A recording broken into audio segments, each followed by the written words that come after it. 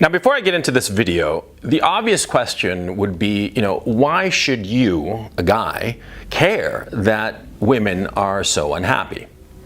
The reason I'm saying this is because 95 or 97% of my audience is male, right? So very few women are going to be watching this video, and therefore very few women would, very few of my audience members would care that women are so unhappy, right? But actually, it's important to understand why women in the Western democracies are so unhappy. Because you who are a guy, if you understand why the women you're surrounded with are so unhappy, you'll be able to look away from these women and find women who are happy and therefore can make you happy. Because you will never find happiness with somebody who is fundamentally unhappy. You will never find happiness, true joy and satisfaction with someone who is just miserable with the life that they are leading. It's impossible, okay? In order to be happy with a woman, you have to find a content woman, a woman who is not miserable. And women in the West are miserable, and for reasons I'm going to get into in this video. Now, why would you want to find a happy woman? Well, because finding a woman who will be the mother of your children, who will, with you, work to create a family, that's how you find true happiness, true satisfaction. You see, it's all good and fine to say that you're a lone wolf, and a lot of guys can live on their own and just, be by themselves in their whole lives without the company of a woman, without building a family. And that happens. Many men are like that.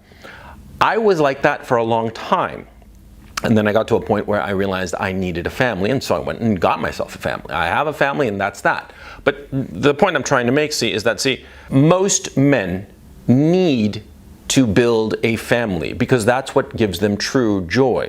But you will not be able to build a happy family if you're with an unhappy woman. And so I'm going to explain why these women are so unhappy. And from this explanation, you will be able to understand why so many of the women around you are just out of the picture. You're just not going to be able to make a happy life with them, and you should turn elsewhere to find true joy with a woman. Okay? Okay, so let's get started.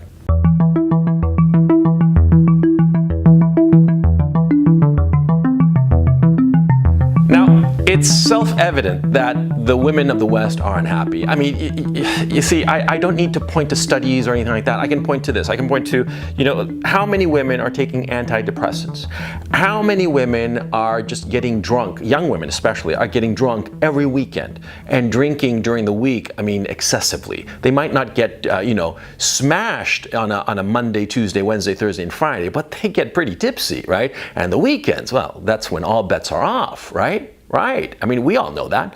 And insofar as drugs are concerned, same thing. See all these women who are so fat? Yeah. I mean, they're at home and they're watching TV and they eat a pint of ice cream all by themselves and then decide that they want a second pint and then a third pint. And by the fourth pint, they're crying into their tub of ice cream, miserable as they're scooping the ice cream into their mouths and becoming these enormously fat women. What do you think that is? That they're happy? That they have incredible joy in their life and that's why they're crying into their tub of ice cream? No! They are fucking unhappy. They are unhappy.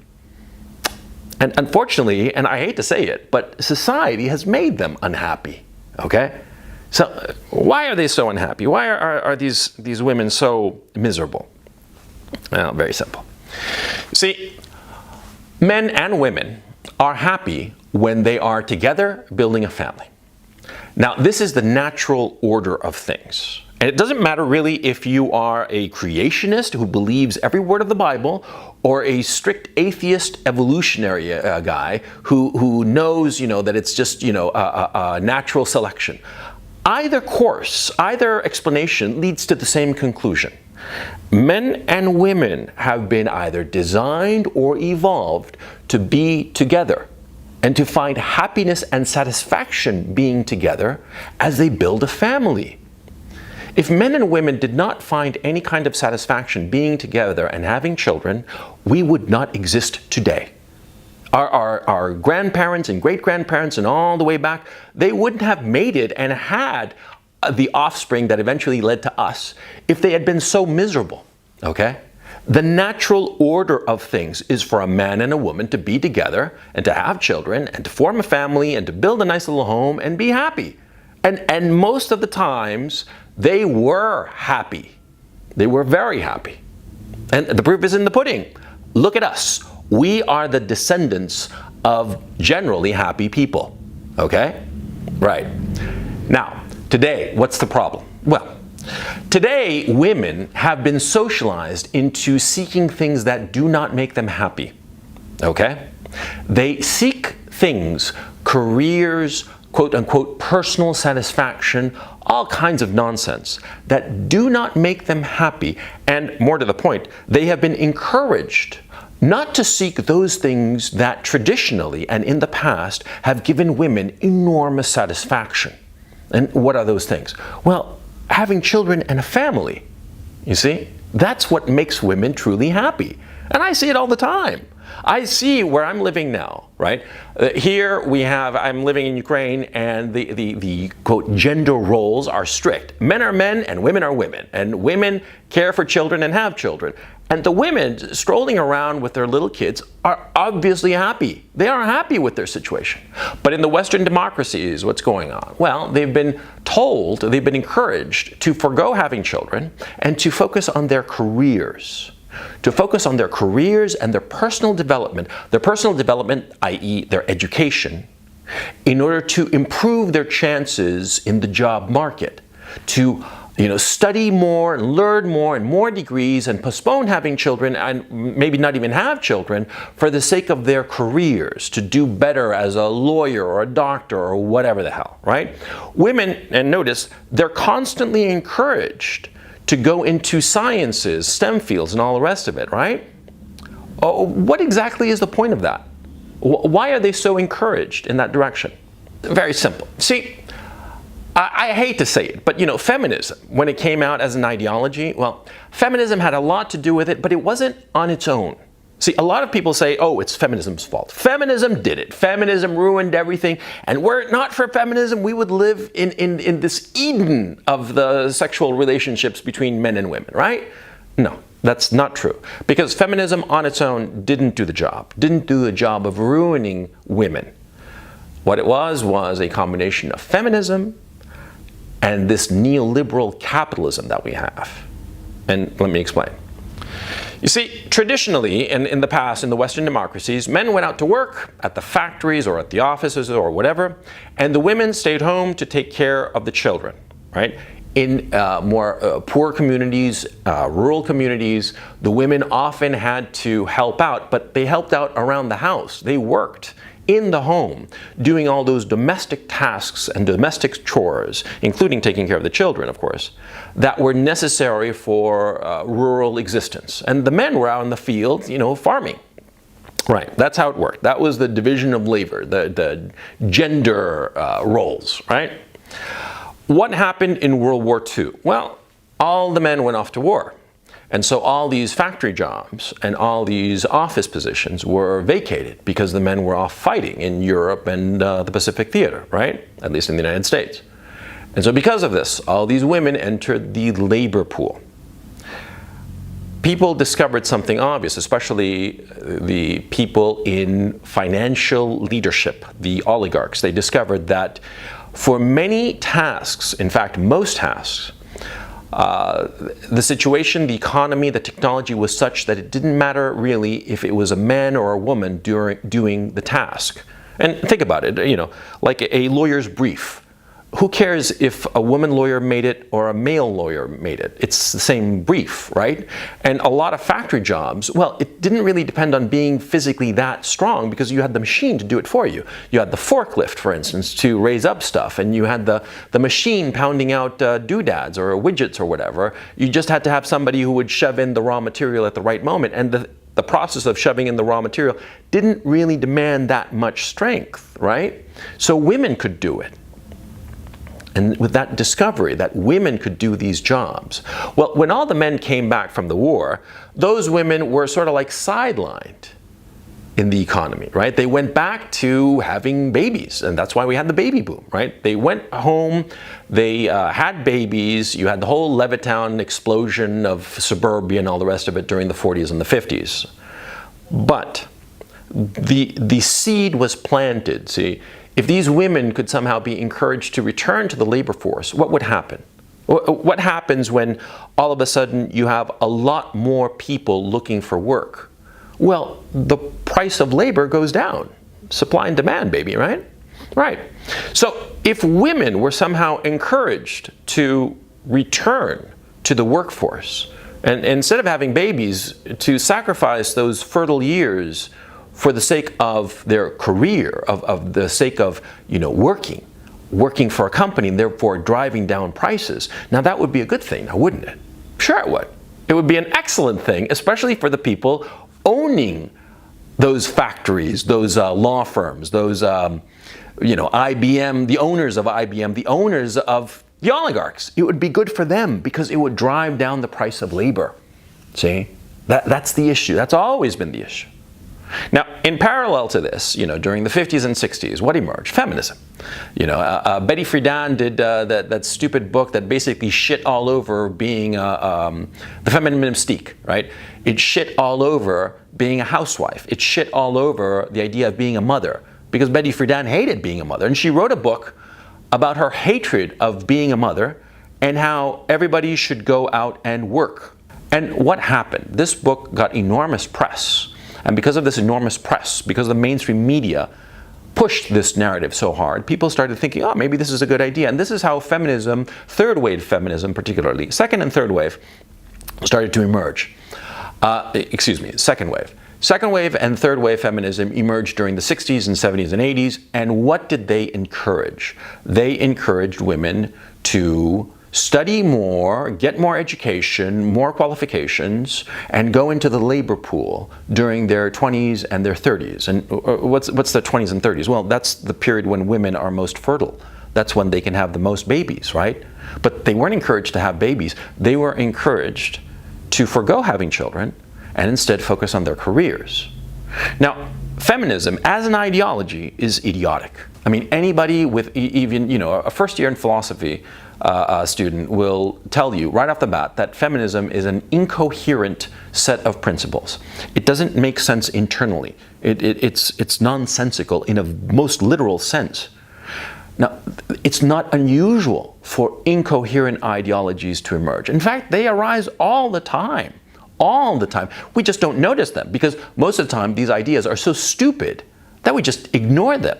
And feminism, the core ideas, a lot of the core ideas of third wave feminism in particular would have been ignored and just thrown by the wayside as being idiotic, as so many ideas and philosophical and intellectual frameworks are discarded because most of them are not very coherent and not very logical.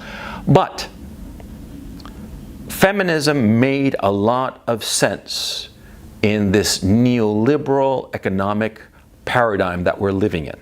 It made a lot of sense because it encouraged women to go against their most natural impulses of having children, having a family, finding a man and building a home with that man. This natural tendency that women have of finding a guy and getting pregnant and having a bunch of kids and having a home and being happy. That is the natural inclination of women. And again, like I said before, it doesn't matter if you are a hardcore creationist or a hardcore atheist who believes in evolution. It doesn't matter because the end result is the same. This is the natural source of happiness and joy for women. That's what makes them happy, to have a family of their own. Not working on their career, not working at some office. It might give transitory happiness to women. A little bit of, satisfaction that they did this, but, the work-a-day grind, it doesn't make them happy because it doesn't make anybody happy. Because men are not happy pursuing their career. Do you think that the lawyer who's a partner at some big-time firm, who has to grind away every fucking day on this trivial shit, of legal work. Do you think he's happy doing that? Do you think that he's getting enormous satisfaction out of his quote-unquote career? No, he just looks at it like, shit, I gotta go to fucking work, yeah, and I gotta do this shit, but I need the fucking money to support myself, my woman, and my children, so I go and I sacrifice my time to get the money. I sacrifice my time that I could be devoting to my woman and my children. I'll sacrifice that time to the law firm so I can get the money. Guys are not happy in their careers, yeah? And women aren't either, okay? I don't need anybody to tell me this. I don't need studies to know this is a fact. Nobody is happy, but we do it because it's necessary to get the money.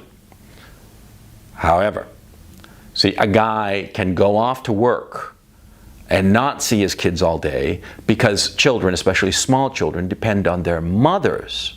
They depend on their mothers, especially in the first 5, 6 years, okay?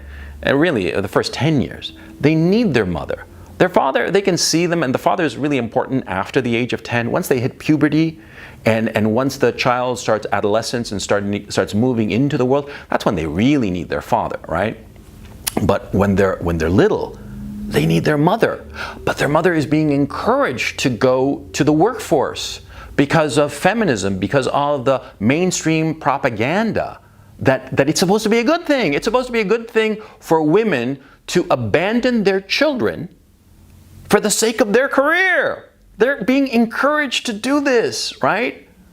Now, the thing is, though, why would women do this? Why would women be fool enough to listen to this bullshit? Well, here we go into an issue of human nature that a lot of people don't want to accept, but which is absolutely true. You see, women like to comply with the people around them. They don't like to make waves. I mean, if you're studying psychology, there's the idea of agreeableness, and women are fundamentally high in agreeableness. That is, they're willing to change for the sake of those around them. They are willing to change their behavior. They are willing to change even their ideas and principles for the sake of conforming and complying with the people around them. And it's a natural state of women, see? There's a YouTuber I know, and I like this YouTuber, by the way. I think that she's a wonderful woman. And she's friends with people, with a whole bunch of people on the YouTube scene. And some of these people are enemies. And she'll hang out with both of them. And when she's with them, she'll start changing her opinion to get along with the person that she's with, right? And you think, well, she's betraying the other guy. No, that's naive. That's stupid. It's not that she's quote unquote betraying anybody. No, that's not how women work. Women, when they're with somebody, they want to be agreeable to them. They want to comply with them. They want to be with the in-group, wherever that in-group happens to be. And so they will trim their sails in order to comply. And it's perfectly natural. I like, for instance, there's another YouTuber, Christy Winters. I like her very much. She's a wonderful woman. She's a wonderful woman, but I understand her. She actually doesn't believe the feminism that she's spouting. I know that for a fact. I can tell. Okay, because she's a very smart woman, and the times I pointed out inconsistencies in the ideology that she's purportedly believes in, she sort of like agrees, but in spite of herself. And I know this for a fact, but the problem is that, see, her entire social circle and her professional milieu depends on her spouting this feminist bullshit. She doesn't even believe it, but she's spouting it anyway. She's spouting it anyway because she needs to in order to stay in good with the people around her. Or let me phrase that. She thinks she needs to in order to stay in good with the people around her. Because she's a woman. Because that's how women are. Women, in order to conform to their environment, they will change their minds. And they will say things that in their heart of heart, they do not believe. They will. Because that's the nature of women. And so what's happened in the Western democracies is that the educated women who were force-fed this feminist ideological bullshit, well, because most women are compliant by nature, high in agreeableness if you're a psychologist, well, because of their willingness to comply with their environment and the people in their environment, they lapped up this feminist bullshit that was encouraged by oligarchs, that was encouraged by neoliberal economic policy in order to bring in more women into the workforce, in order to lower the cost of labor. This is the same reason, for instance, that the mainstream media is so in favor of immigration. They don't give a shit about multiculturalism. It has nothing to do with multiculturalism. It has everything to do with lowering the price of labor. You go to Silicon Valley, half, 2/3 of the engineers there are South Asians and East Asians on H-1B1 visas. Why do you think that they're there? To lower the price of labor. This is what's going on in the Western democracies. See, they're so hell-bent for leather on lowering the cost of labors in order to improve profitability that they have imported foreign workers. They have, brainwashed women into going into the workforce and foregoing happiness, the happiness of having a family and children of her own. They have brainwashed her into going into the workforce, right? Right, that's what's going on. It's very, very simple, and that's why women are so unhappy. That's why women are so unhappy, because they are acting in ways that are unnatural for them, but they are trying to comply with the society around them. The society of the Western democracies has socialized women into complying with a paradigm that makes them profoundly unhappy. But see, their desire and need to be agreeable, to comply with their social milieu, forces them to contort themselves and contort their lives into misery. That's why you have all these fat women who are so unhappy. I mean, somebody who's weighing 300 pounds, it's not because they're happy. They're miserable. That's why they eat so goddamn much. And that's why they're drunk on the weekends.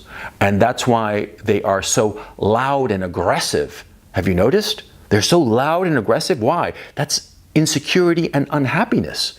Because they are insecure in their position, because they are doing things that are not natural to their sex. And they are profoundly unhappy with that. That insecurity and happiness combines to create these aggressive, nasty women that you don't want to be around, okay? It's only when you leave the West that you realize that the Western women are crazy. They've gone out of their fucking minds. That's what's going on, see? But of course, they don't believe you when you tell them this. They don't, and they'll never believe you. Okay? Yeah, I mean, you can argue with them till you're blue in the face, and they are not going to believe that this is what's going on, but it is. And so, since my audience is mostly guys, I'm telling you, okay? This is what's going on. So your best bet is to avoid these unhappy women. Many of you, I'm sure, have spent most of your lives around these unhappy women, and you assume that that's normal. It's not. It's not normal. These incredibly unhappy women, especially the more educated women who are so unhappy, so miserable with the lives that they are leading, it's not normal. Believe me. It is not normal for them to be this unhappy. It is not normal for them to be this aggressive. It is not normal for them to try to find some semblance of happiness by being drunkards, by being sluts, by being these 800-pound whales, by being these drug addicts, by taking antidepressants. It is not normal. Now, what you have to do is you have to get out of that milieu with all these unhappy women, these damaged women, these broken women. Get out of that milieu and go to places where you will find normal women. I've been in Eastern Europe, and the women here seem to be fine. They seem to understand perfectly well that they are women and what their role is of being a woman. They understand that being a woman is a complement to being a man, not a competition. Because a woman competing with a man, she'll always lose. Because men and women are different. And so for her to contort herself and try to compete with men is just stupid. She's not going to win. But they tried. Anyway, the point is, you have to go get away from these unhappy, damaged, miserable women in the West, and you have to go to a place where you can find happy women. And from what I understand, Asia, that's a place to go. I've talked to a bunch of guys who are like in Vietnam and in China and Japan, and they say that the women are happy there. I can tell you here in Eastern Europe, they're happy. In Belarus, Ukraine, the Baltic republics, Russia, Poland, Hungary, they're happy. They're very happy because they know their role. They know that they are women and that their happiness will come from having children with a man that they respect, a man who will have no trouble being a man. Do you know why there are so many soy boys? Because you know what the soy boy is? He's the guy who's contorting himself to be appealing to these unhappy women. That's what he is. The soy boy, the guy who's so subservient and passive-aggressive, this little eunuch. He is the man who's been surrounded by these unhappy women in the West and has contorted himself so that these women will like him. And of course, these women hate him because he is the epitome of what they do not want. Because no woman, no normal, healthy woman wants a eunuch for a mate. She wants a man. She wants a man who will tell her what's what and where to go. But, you know, the women in the West, they've been brainwashed. And that's why they're so unhappy. Okay? Look, this video, it's been a little bit rambling and ranting and all over the place, but I hope you get the point. See? Don't think that the unhappy women that surround you are normal. That's the lesson I want you I want to end with here. Don't think that those women are normal, because they are not. They are not. They are fucking insane. They are damaged irretrievably. So you have to go to a place and find a woman who is not damaged. Go to a place where the women are not insane. Go to a place where the women are happy, and you will find happiness.